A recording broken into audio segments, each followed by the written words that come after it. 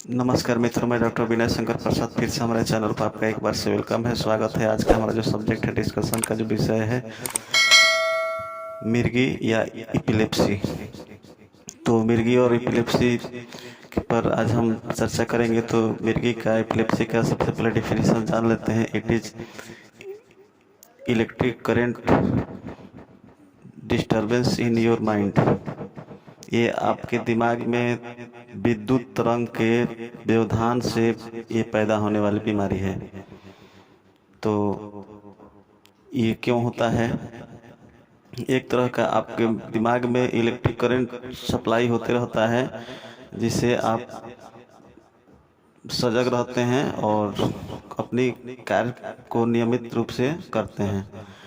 तो ब्रेन की electric supply में डिस्टर्बेंस आने से ही एपिलेप्सी होती है। तो इसको अब कारणों की हम चर्चा कर लेते हैं। एपिलेप्सी मिर्गी का जो मुख्य कारण है, दिमाग को इलेक्ट्रिक करंट, विद्युत तरंग सप्लाई करने वाली नस के बगल में एक ट्यूमर गिल्टी का बन जाना, जो उसके नर्व पर दबाव देकर और उसके नर्व सप्लाई को डिस्टर्ब करता हो, या कोई पैरासाइट, परजीवी या कोई वर्म जो है जाकर ब्रेन में एक सिस्ट बना लेते हैं, छोटे ट्यूमर का रूप बना लेते हैं, जो नर्व पर दबाव देते रहता है, जिससे ये मिर्गी होती है, एपिलेप्सी होती है। या कुछ और भी दूसरे कारण हैं, जैसे न्यूरोट्रांसमीटर में प्रॉब्लम आना, जैसे इलेक्ट्रिक सप्लाई के लिए आपका इलेक्ट्रोलाइट का कंजप्शन और इलेक्ट्रोलाइट द्वारा उचित मात्रा में ब्रेन को करंट सप्लाई देना, इसमें भी गड़बड़ी आने से होता है।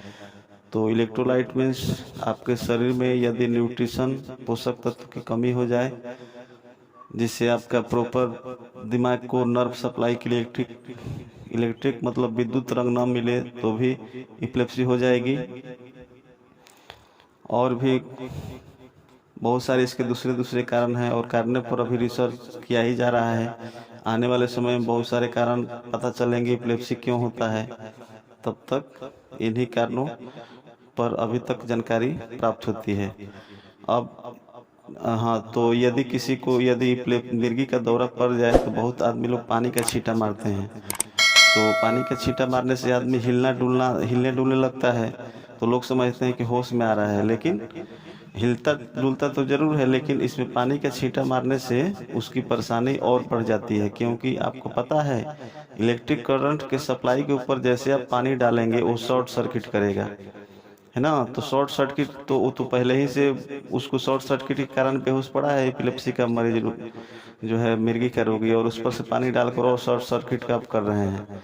तो उसके सप्लाई में और डिस्टर्ब आने से उसकी परेशानी और बढ़ती है, अंदर अंदर बेहोशी में ही। और कभी ज़्यादा पानी के छींटे मारने से उसकी जान भी जा सकती है। तो पानी के छींटे मारना उचित नहीं है, उसको करवट लिटा देना चाहिए, जिससे आपको सांस उसको अच्छी तरह से मिले, और हवा, पंखे की हवा या जो भी मतलब उसको हवा देनी चाहिए।